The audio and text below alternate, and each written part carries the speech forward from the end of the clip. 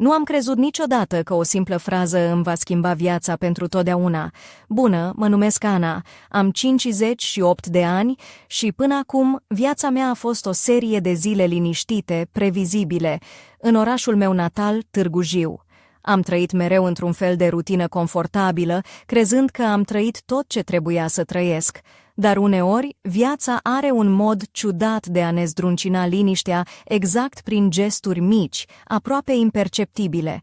Acest lucru mi s-a întâmplat într-o după-amiază obișnuită, când am trecut pe lângă un băiat tânăr, fără să-mi dau seama că o singură replică rostită pe nepusă masă avea să-mi tulbure lumea. Nu căutam nimic, iar asta trebuie să o spun clar. Pur și simplu mergeam pe strada pietonală, cu gândurile mele împrăștiate în planuri și treburi, când m-a oprit o frază spusă cu o voce blândă, aproape timidă. Numele lui era Vlad, avea 24 de ani și, în ciuda tinereții lui, avea o siguranță în zâmbetul lui care m-a făcut să simt că mă vede cu adevărat, nu doar cu ochii, ci cu inima. Am zâmbit înapoi fără să vreau și, deși voiam să continui drumul ca orice femeie matură și înțeleaptă, ceva în mine a rămas acolo, în acel moment scurt, care a început să repare o parte din mine pe care o credeam uitată. Aveam să aflu mai târziu că acest început modest avea să deschidă o ușă spre o poveste pe care n-aș fi crezut-o posibilă la această vârstă. Ana nu era pregătită să înfrunte ce urma, dar inima și mintea ei erau deja cu Vlad, chiar dacă niciunul nu știa asta încă. Nu m-am gândit prea mult la întâlnirea noastră inițială. Era o zi obișnuită de toamnă în Târgu Jiu, iar frunzele ruginii se așterneau pe trotuare, făcând totul să pară mai calm, mai lent. Dar în mintea mea ceva începea să se schimbe. Mă număr printre oamenii care trăiesc cu pașii bine calculați, cu zilele planificate până la ultimul detaliu, iar Vlad, cu energia lui tânără și firea simplă, era un contrast tulburător pentru mine. După ce ne-am întâlnit pe stradă, am început să primesc mesaje de la el, simple, fără grabă, fără presiune. Îmi povestea despre ziua lui, despre lucruri neînsemnate pentru alții, dar care mie mi se păreau un fel de lumină în întunericul unei vieți pline de responsabilități. Era ca o adiere proaspătă care mișca perdelele închise ale inimii mele. Nu eram obișnuită să primesc atenție din partea cuiva atât de tânăr, iar asta mă făcea să mă simt vie într-un mod pe care îl credeam pierdut. Îmi amintesc cum într-o seară mi-a propus să mă ajute cu o mică reparație în casă. La început am ezitat. Ce ar putea spune oamenii? Ce ar crede familia mea? Dar ceva în vocea lui, în felul în care spunea că nu-i nimic complicat, m-a făcut să accept. Am stabilit atunci o zi pentru vizita lui, iar eu am simțit pentru prima dată în mult timp o neliniște plăcută. Am încercat să-mi păstrez calmul, să nu dau prea multă importanță, dar inima mea bătea altfel, cu un ritm pe care nu-l mai auzisem de ani buni. Casa mea, un apartament vechi din centrul orașului, părea să capete o altă atmosferă în ziua aceea. Deși lucrurile erau la fel, aerul era încărcat de ceva nou, de o tensiune dulce care mă făcea să mă simt vulnerabilă și în același timp curajoasă. Vlad observa fiecare detaliu cu atenție, fără să grăbească nimic, iar eu simțeam cum fiecare gest al lui era o invitație să cobor zidurile pe care le ridicasem de atâta vreme. Era ca un dans delicat, unde fiecare mișcare conta și în care eu eram, pentru prima oară după mult timp, partenera lui. În timp ce el lucra, am început să mă privesc în alt fel. M-am uitat în oglindă și am zărit femeia care, deși îmbătrânită de ani și experiențe, încă mai avea puterea să simtă și să iubească. A fost un moment care m-a surprins, un moment în care am înțeles că schimbarea nu vine întotdeauna cu zgomot, ci uneori cu o simplă privire, o frază spusă întreagăt, un zâmbet timid pe o stradă din Târgu Jiu. Și atunci, pentru prima oară după mult timp, am început să sper. Nimic în viața mea nu mă pregătise pentru ceea ce urma să se întâmple în acea zi. Am încercat să-mi păstrez calmul, să nu las gândurile să zboare prea departe, dar fiecare clipă petrecută cu Vlad mă scotea din rutina mea bine stabilită. Eram conștientă că diferența de vârstă era mare, iar vocea societății se auzea în mintea mea, dar ceva în felul lui de a fi mă făcea să uit de toate acestea. În timp ce lucram împreună la mica reparație din sufrageria mea, am observat cum privirea lui rămânea fixă asupra mea pentru câteva secunde mai mult decât era necesar. Nu era o privire indiscretă, ci una care mă făcea să mă simt văzută, înțeleasă, ca și cum aș fi fost pentru prima dată cu adevărat importantă pentru cineva. Și cu fiecare moment care trecea, simțeam cum zidurile pe care le construisem în jurul inimii mele începeau să se clatine. Pe măsură ce lucrurile avansau, am simțit o tensiune ciudată în aer, o neliniște pe care nu o puteam defini pe deplin. Ca și cum între noi s-ar fi format o conexiune invizibilă, un fir fin care ne lega chiar dacă niciunul dintre noi nu rostea vreun cuvânt despre asta. Era ceva mult mai profund decât o simplă prietenie sau o simplă ajutorare. Într-un moment neașteptat, am simțit nevoia să rup tăcerea, să nu mai ascund ceea ce simțeam, chiar dacă nu știam exact ce era. Am luat mâna lui Vlad în mâna mea cu o delicatețe pe care nici eu nu o știam că o am și l-am condus încet spre dormitorul meu. Era locul meu cel mai intim, ascuns de lume și de ochii curioși, unde țineam ascunse cele mai adânci gânduri și temeri. I-am spus că am ceva de arătat, un secret păstrat mult timp, o parte din mine pe care nu o împărtășeam decât cu foarte puțini oameni. În acea clipă, camera a devenit un sanctuar, iar timpul părea că încetinește, lăsând loc pentru tot ce urma să se întâmple între noi. Vlad a privit în jur cu respect și atenție, arătându-mi că înțelegea cât de important era acest moment pentru mine. Am simțit că, în sfârșit, nu mai sunt singură cu acele sentimente pe care le negasem ani la rând. Era ca și cum o parte din mine, uitată și închisă în tăcere, începea să înflorească din nou, iar Vlad era martorul acestei renașteri. Cu fiecare gest, cu fiecare privire, el îmi arăta că știe să prețuiască ceea ce îi dădusem încredere să vadă, și totuși în adâncul sufletului meu simțeam că povestea noastră abia începe, că urmează ceva ce nu pot încă să înțeleg pe deplin, dar nu eram pregătită să mă opresc, să mă întorc la vechea mea viață, fără să încerc măcar să trăiesc ce era nou și necunoscut. Îmi doream să aflu ce urma să se întâmple, chiar dacă știam că nimic nu va mai fi la fel. Nu pot să uit nici acum cum se schimbase aerul în încăpere când am pășit în dormitorul meu, acel loc pe care îl protejam ca pe o comoară ascunsă de lume. Vlad mă urmărea cu o atenție care îmi dădea un fior ciudat, amestecat de curiozitate și ceva ce părea să semene cu admirația. Purta o cămașă simplă, albastră, cu mânecile suflecate până la cot, iar pantalonii lui erau casual, dar bine aleși, potrivindu-se perfect cu atitudinea lui relaxată și totuși serioasă. Nu era nevoie de mai multe cuvinte, pentru că în acele momente tăcerea vorbea mai mult decât orice declarație. Am tras aer adânc în piept și i-am arătat ceea ce ascundeam de ani de zile. Un jurnal vechi, cu pagini îngălbenite și cuvinte scrise cu o pasiune pe care o credeam pierdută. Era povestea mea, a anilor în care am învățat să-mi ascund sentimentele, să nu mai sper la nimic și să mă mulțumesc cu liniștea aparentă a unei vieți simple. Vlad a întors paginile cu grijă, ca și cum ar fi ținut în mâini ceva fragil și prețios, iar ochii lui căutau în fiecare rând o înțelegere, o legătură cu ce i-am arătat. În acel moment, mi-am dat seama cât de mult îmi lipsea cineva care să mă vadă cu adevărat, să-mi asculte tăcerile și să înțeleagă cuvintele nerostite. Vlad nu era doar un băiat tânăr care mă ajutase cu o reparație, era o conexiune neașteptată, o punte între trecut și prezent, o șansă la o viață pe care o credeam închisă pentru totdeauna. Pe măsură ce timpul trecea, am început să vorbim despre lucruri pe care nici eu nu le mai înțelesem pe deplin. Am împărtășit temeri, dorințe și speranțe ascunse, iar Vlad asculta cu o răbdare care mă făcea să mă simt în siguranță. Era ca și cum fiecare cuvânt spus ne apropia mai mult, iar spațiul dintre noi se micșora, făcând loc pentru ceva mult mai profund. Totuși, în adâncul meu, o voce mică mă avertiza să fiu precaută. Știam că diferența de vârstă și lumea din jurul nostru ar putea fi o piedică, un obstacol greu de trecut. Dar în acel moment, în camera mea tăcută, cu Vlad lângă mine, toate grijile păreau departe, iar ceea ce conta era doar prezentul, intens și plin de promisiuni. Când am închis jurnalul și am privit în ochii lui Vlad, am simțit o emoție pe care nu o mai experimentasem de mult.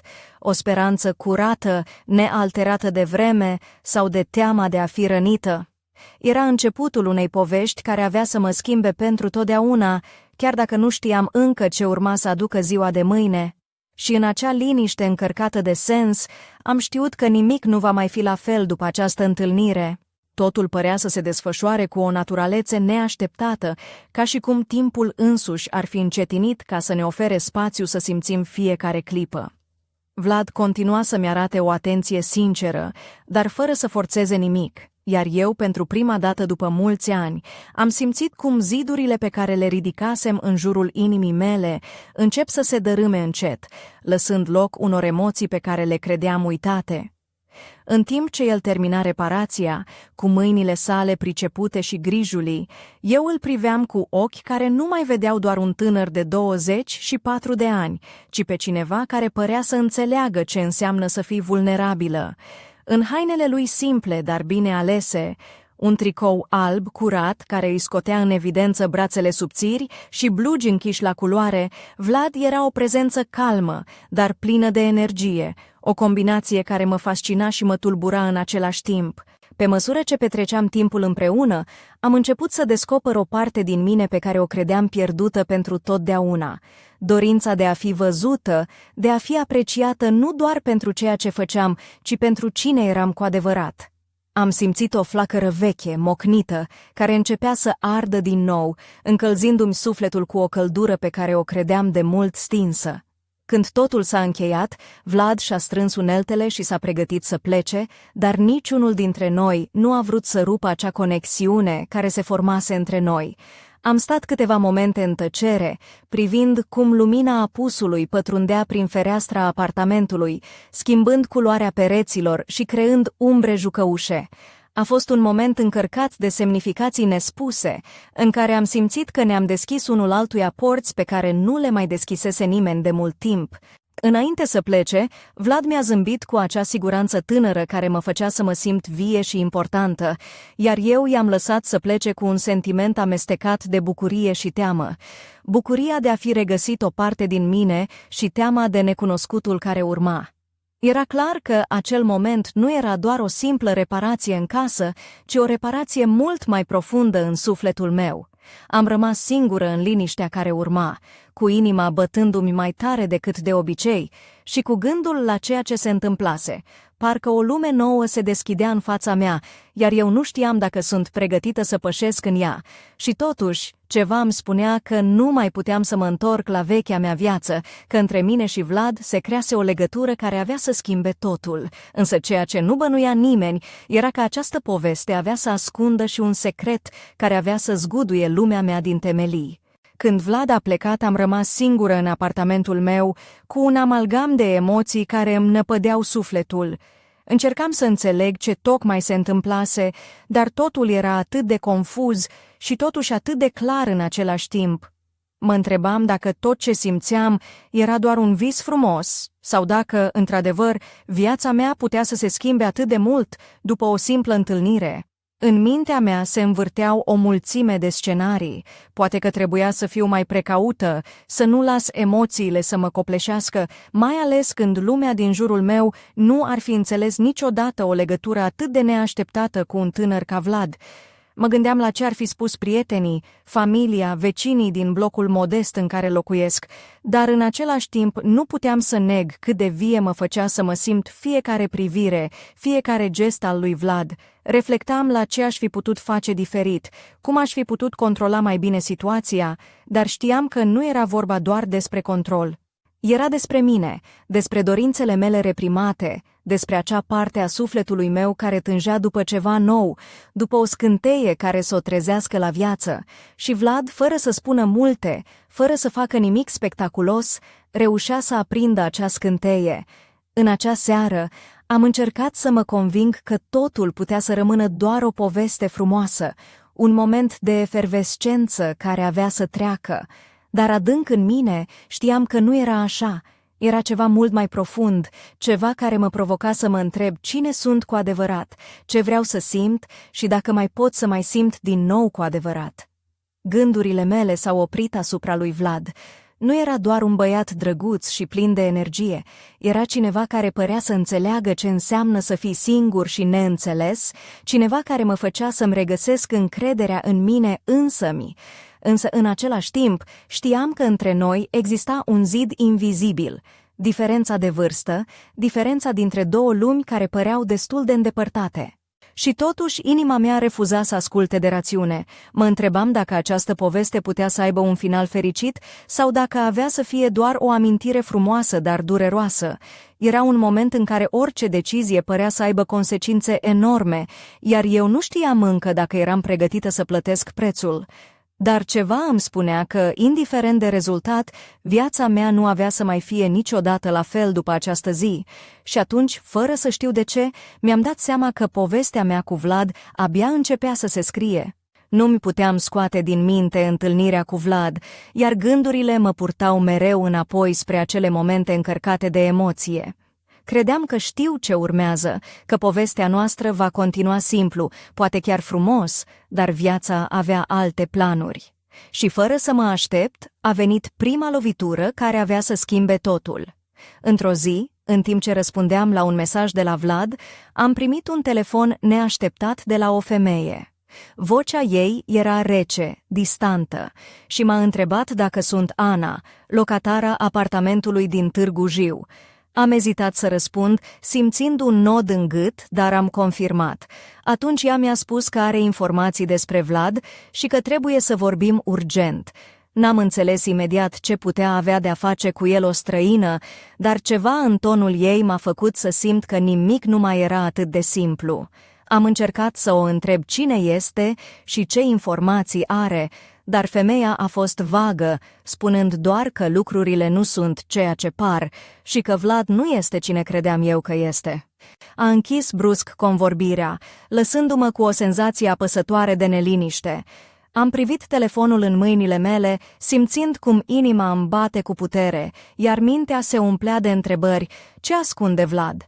De ce o străină mă contactează chiar acum? Am început să mă gândesc la toate momentele petrecute împreună, zâmbetele lui, felul în care mă asculta, atenția lui sinceră, cum ar fi putut să fie ceva în neregulă cu el. Îmi era greu să accept că omul în care începusem să am încredere ar putea avea un secret întunecat. Nu puteam să nu mă întreb dacă această femeie era doar o persoană rănită, geloasă sau poate chiar cineva care voia să-mi facă rău. Dar, în același timp, o parte din mine simțea că trebuie să aflu adevărul, oricât de dureros ar fi fost. Vlad părea atât de sincer, atât de prezent în viața mea, încât gândul că ar putea fi ceva ascuns în spatele acestui băiat mă făcea să mă simt trădată înainte ca orice explicație să vină. Această revelație neașteptată a dat peste cap liniștea pe care o începusem să o simt. Povestea noastră, care părea să fie o rază de lumină în viața mea, se transforma acum într-un labirint plin de întrebări și incertitudini. Și, fără să-mi dau seama, eram prinsă într-un joc în care nu știam dacă eram jucătorul sau piesa principală. În acea clipă am înțeles că ceea ce credeam că este începutul unui nou capitol era de fapt doar începutul unei povești mult mai complicate, cu răsturnări de situație pe care nu le anticipasem. Și chiar dacă inima mea tremura, știam că nu mai puteam să renunț. Adevărul trebuia aflat, chiar dacă avea să mă zdruncine din temelii. După acel apel neașteptat, am încercat să mă adun, să nu las panică să-mi cuprindă mintea, dar gândurile se învârteau fără oprire. Am hotărât să-l întreb direct pe Vlad despre ce era vorba, să nu las misterele să crească între noi. Am trimis un mesaj simplu, dar încărcat de emoție. Trebuie să vorbim despre ceva important. Cine era femeia care m-a sunat azi? Răspunsul lui a venit rapid, dar rece, aproape distant. Nu e ce pare, Ana. Te rog să mă crezi, nu vreau să-ți ascund nimic. A doua zi, Vlad a venit la mine în apartament cu o privire apăsată, dar hotărâtă să lămurească totul. Camasa lui albă era puțin șifonată, iar ochii îi erau întunecați, ca și cum purta o povară greu de dus. Mi-a spus că în ultimul an a avut probleme cu familia lui, că se aflau în mijlocul unui conflict complicat și că femeia care mă contactase era de fapt mama lui, o femeie cu un caracter dificil, care nu accepta alegerea lui de a avea o relație cu o femeie mai în vârstă. Mi-a mărturisit că mama lui încercase să-l izoleze, să-l împiedice să aibă legături cu oricine, iar apelul ei către mine fusese un avertisment, o încercare de a pune distanță între noi. În acel moment, inima mi s-a strâns, nu doar din cauza situației complicate, ci și pentru că am înțeles că Vlad era prins între două lumi, loialitatea față de familie și dorința de a trăi o viață sinceră, alături de mine. Am simțit că povestea noastră devenea mult mai complicată decât anticipasem.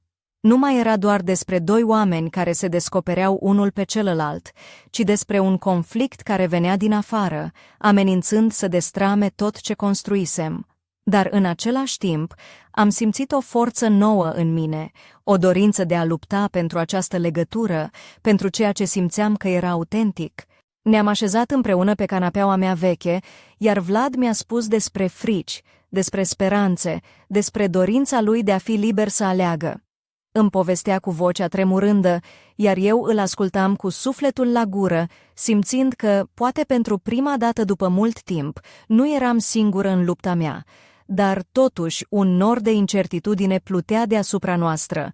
Puteam să înfruntăm împreună furtuna care urma să vină, sau aveam să fim învinși de presiunile unei lumi care nu accepta iubirea noastră? În acele momente, în mijlocul acestei confesiuni, am știut că urmează o luptă mult mai mare decât ne-am imaginat. Și chiar dacă era înfricoșător, eram hotărâtă să nu renunț.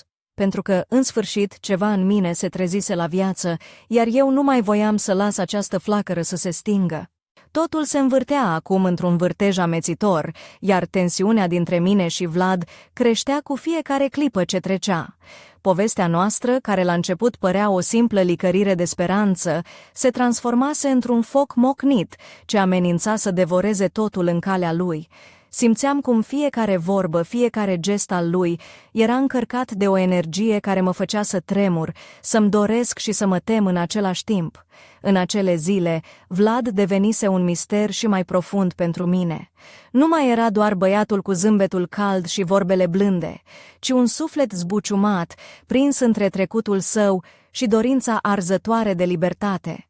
Îl vedeam cum se luptă să-și găsească echilibrul, cum încearcă să împartă lumea lui între mine și familia care îl chinuia, însă eu, Ana, eram prinsă în mijlocul acestui conflict, cu inima zdrobită și cu o dorință nebună de a-l proteja și a ne salva povestea. Odată cu zilele, tensiunea a crescut până la punctul în care fiecare întâlnire cu Vlad devenea o explozie de emoții. Într-o seară ploioasă, când fulgerele brăzdau cerul deasupra Târgu Jiului, el a venit la mine cu ochii plini de lacrimi și cu o hotărâre care mi-a tăiat răsuflarea. Mi-a zis că trebuie să luăm o decizie, că nu mai putem să ne ascundem în umbră, că lumea noastră se prăbușește încet și că trebuie să alegem, să luptăm împreună sau să ne pierdem pentru totdeauna. În acele momente, cu ploaia ce bătea cu putere în geamurile apartamentului meu, am simțit cum totul atinge apogeul. Emoțiile erau la cote maxime, iar eu simțeam că sufletul meu se frânge și se înalță în același timp. Era o luptă interioară care mă măcina, între dorința de a fi fericită și frica de a pierde tot ce crezusem că am construit. Fiecare secundă părea să se întindă la nesfârșit, iar eu știam că decizia pe care urma să o luăm nu avea să fie ușoară. Era o alegere care putea să ne aducă mântuirea sau să ne arunce în prăpastia singurătății. Dar în adâncul inimii mele, o voce puternică îmi spunea că nu aveam să renunț, că povestea noastră merita să fie trăită până la capăt, indiferent de consecințe. Și tocmai când credeam că am atins punctul culminant al acestei povești, viața ne-a pregătit o ultimă surpriză, un moment care urma să schimbe totul din nou și să ne provoace să ne regândim tot ce știam despre dragoste, despre încredere și despre noi înșine. În toiul nopții, când ploaia nu mai era decât un murmur îndepărtat, am primit un mesaj care a făcut totul să se oprească pentru o clipă. Era de la Vlad, dar cuvintele lui erau ciudat de scurte și reci. Trebuie să plec. Nu pot să rămân aici. Vor veni după mine. Inima mi-a sărit din piept, iar o senzație de groază m-a cuprins instantaneu. Ce însemna asta? Cine urma să vină după el? Și mai ales, de ce eu nu știam nimic până acum? Am încercat să-l sun, dar apelurile mele rămâneau fără răspuns. În apartamentul meu, cu lumina slabă a unei veioze, fiecare secundă se transforma într-o eternitate. Mă simțeam prinsă într-un coșmar din care nu puteam să ies, iar întrebările îmi invadau mintea fără răgaz. Ce se ascundea cu adevărat în spatele lui Vlad? Ce secrete întunecate îl făceau să fugă în noapte, lăsând în urmă tot ce încercaserăm să construim împreună? Pe măsură ce orele treceau, simțeam cum lumea mea se destramă încet, iar eu nu aveam niciun control asupra situației. Am început să caut indicii, să strâng bucăți din ceea ce părea o poveste mult mai complicată decât îmi imaginam. Am descoperit mesaje ascunse, apeluri pierdute și o rețea de oameni care păreau legați de trecutul lui Vlad, un trecut pe care el nu mi-l împărtășise niciodată. Era ca și cum toată viața lui fusese un puzzle pe care abia acum începeam să-l descifrez, iar fiecare piesă nouă aducea cu sine mai multă confuzie și teamă.